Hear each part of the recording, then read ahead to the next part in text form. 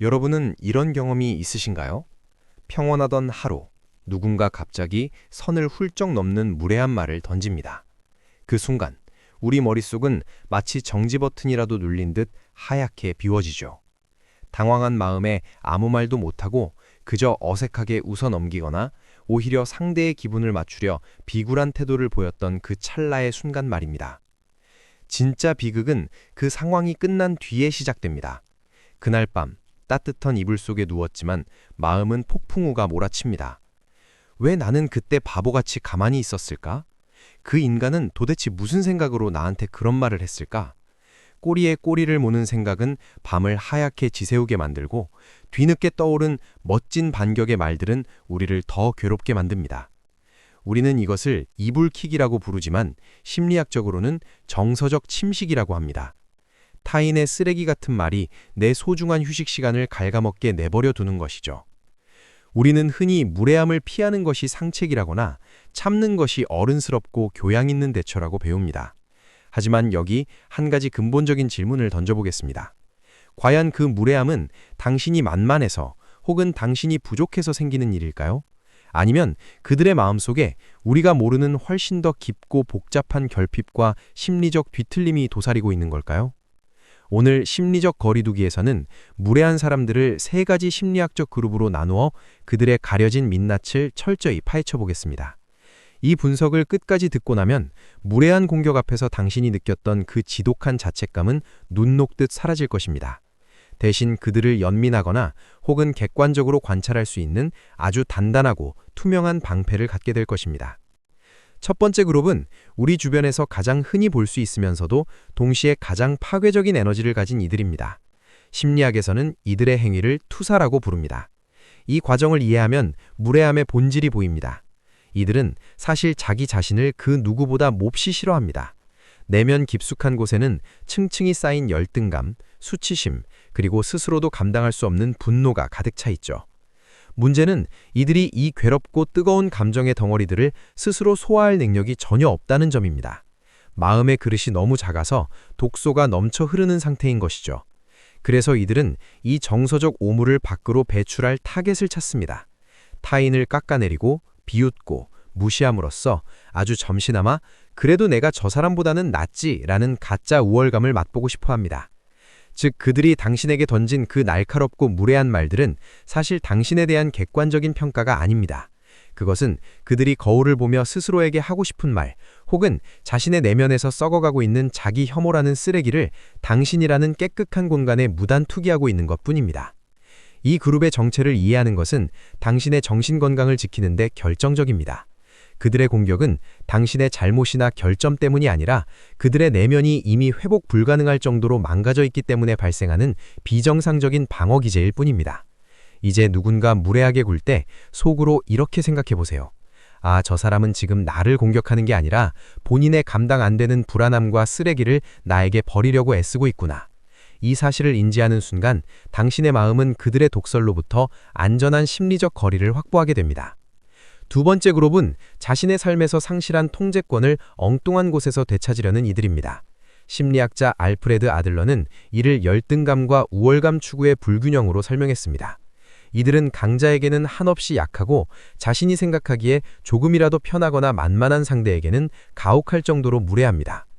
이들은 대개 자신의 진짜 삶, 즉 직장 상사와의 관계나 가정 내에서의 위치, 혹은 경제적인 상황에서 극심한 무력감을 느끼고 있을 가능성이 높습니다. 어디에서도 자신의 뜻대로 할 수 있는 것이 없을 때 인간은 비뚤어진 방식으로 권력을 확인하고 싶어 합니다. 그래서 상사에게 받은 스트레스나 인생의 억울함을 아무 잘못 없는 당신에게 쏟아붓는 것이죠. 그들은 당신이 당황하거나 상처받아 위축되는 모습을 볼 때 비로소 아, 나도 누군가에게 영향을 줄 수 있는 힘이 있구나 라는 비정상적인 효능감을 느낍니다. 이들에게 당신은 존중받아야 할 인격체가 아닙니다. 그저 자신의 초라한 권력욕을 확인하기 위한 도구에 불과합니다. 우리가 이 그룹을 대할 때 꼭 기억해야 할 사실이 있습니다. 무례한 사람은 강한 사람이 아니라 사실 이 세상에서 가장 약하고 비겁한 사람이라는 점입니다. 진짜 자존감이 높고 내면이 단단한 사람은 타인을 누를 필요를 느끼지 않습니다. 오직 결핍이 뼈저린 사람들만이 타인을 짓밟아 자신의 높이를 억지로 확인하려 듭니다. 그들의 무례함은 곧 나는 지금 내 인생이 너무나 불만족스럽고 힘겹습니다 라는 소리 없는 아우성과 같습니다. 마지막 세 번째 그룹은 악의를 가지고 당신을 괴롭히려는 의도보다는 정서적 문해력이 현저히 낮은 사람들입니다.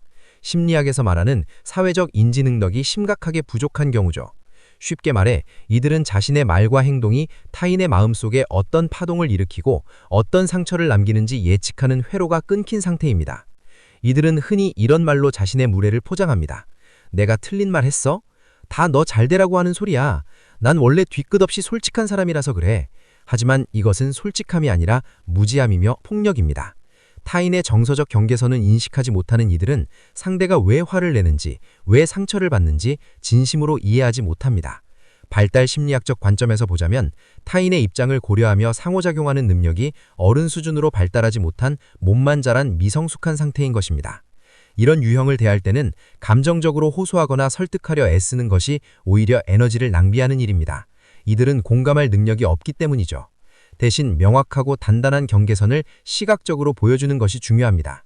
이들은 선을 넘는 것이 잘못이라는 사실을 스스로 깨닫지 못하기 때문에 당신이 아주 분명하게 그 행동은 무례하며 나를 불쾌하게 만든다는 신호를 줘야 하면 비로소 이들은 이 선은 넘으면 안 되는구나 라는 것을 학습하게 됩니다.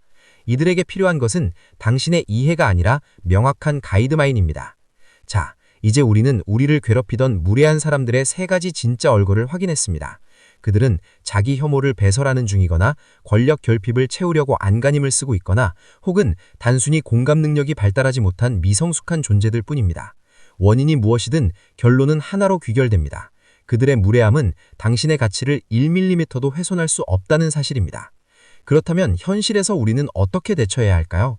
제가 제안하는 가장 강력한 스트래티지는 반응하지 않음으로써 상황의 주도권을 가져오는 것입니다. 첫째, 감정적 전염 차단하기입니다. 상대가 무례하게 굴 때 같이 화를 내거나 당황하며 눈동자가 흔들리는 것은 그가 던진 오물을 온몸으로 받아주는 꼴입니다. 그가 원하는 반응을 절대 주지 마세요. 무표정하고 차분한 태도, 그리고 흔들림 없는 눈빛으로 관고하세요. 당신이 정서적으로 동요하지 않을 때 무례한 공격은 그 동력을 잃고 허공에서 흩어집니다. 상대방은 자신의 공격이 전혀 먹히지 않는다는 사실에 오히려 당황하게 될 것입니다. 둘째, 짧고 명확한 질문으로 공을 넘기기입니다. 말문이 막힐 때는 억지로 반격의 말을 찾지 마세요. 대신 차분하게 되물으세요. 방금 하신 말씀은 어떤 의도로 하신 건가요? 제가 그 말씀을 듣고 어떻게 반응하길 원하시나요? 이 질문은 상대방에게 자신의 무례를 거울처럼 비춰주는 강력한 효과가 있습니다. 대부분의 무례한 사람들은 자신의 행동이 논리적으로 설명되어야 하는 상황에 놓일 때 가장 크게 위축됩니다. 셋째, 물리적 심리적 거리두기입니다. 무례함이 반복되는 관계라면 단호하게 거리를 두는 것이 답입니다. 당신의 따뜻한 배려와 친절은 그럴 자격이 있는 사람들에게만 한정되어야 합니다. 모든 사람에게 좋은 사람, 이해심 넓은 사람이 되려 하지 마세요. 그것은 자기 자신에 대한 학대입니다. 당신의 에너지는 당신을 아껴주는 사람들을 위해 아껴둬야 합니다. 우리는 타인에게 친절하고 예의 바르게 행동하도록 교육받으며 자랐습니다. 하지만 나 자신에게 무례한 타인을 끊임없이 용납하고 참으라고 배우지는 않았습니다. 무례함을 견디는 것은 인내심이 아닙니다. 그것은 소중한 자아를 방치하는 무책임입니다. 당신이 무례한 사람 앞에서 당당하게 선을 긋고 스스로를 보호하는 것은 결코 이기적인 행동이 아닙니다. 오히려 당신이라는 고귀한 존재를 건강하게 유지하여 정말로 소중한 사람들에게 더 맑은 사랑을 줄 수 있게 만드는 가장 적극적인 자기 돌봄입니다. 착한 사람이라는 프레임에 갇혀 나를 상처 입히는 사람들에게 문을 열어주지 마세요. 이제 무례한 말 한마디에 당신의 하루가, 당신의 소중한 자존감이 흔들리게 내버려 두지 마십시오. 그들의 독설은 당신의 가치를 증명하는 지표가 아니라 오직 그들의 내면이 얼마나 황폐하고 가난한지를 보여주는 지표일 뿐입니다. 당신은 대우받을 자격 충분한 사람이며 당신의 마음을 평온하게 유지할 권리는 누구도 그 어떤 말로도 앗아갈 수 없습니다. 오늘 영상이 무례한 사람들 사이에서 홀로 지쳐있던 여러분의 마음에 작지만 단단한 방패가 되었기를 바랍니다. 당신은 오늘 하루도 그 무거운 감정들을 견디며 충분히 잘해왔습니다. 그리고 당신을 지키기 위해 선택한 그 모든 거리두기는 언제나 옳습니다. 여러분이 최근에 겪었던 무례한 모습이 있나요? 혹은 그때 스스로를 지켜냈던 여러분만의 작은 승리의 경험이 있다면 댓글로 자유롭게 들려주세요. 당신의 경험담이 누군가에게는 오늘을 버텨낼 수 있는 거대한 용기와 통찰이 될 것입니다. 이 영상이 여러분의 마음에 따뜻한 위로와 명쾌한 해결책이 되었다면 구독과 좋아요로 함께 해주세요. 당신의 마음을 지키는 시간, 심리적 거리두기는 앞으로도 여러분의 일상을 단단하게 지켜주는 심리학 이야기로 찾아오겠습니다. 오늘도 당신의 마음이 어떤 공격에도 흔들리지 않고 안전하기를 진심으로 바랍니다. 시청해주셔서 감사합니다.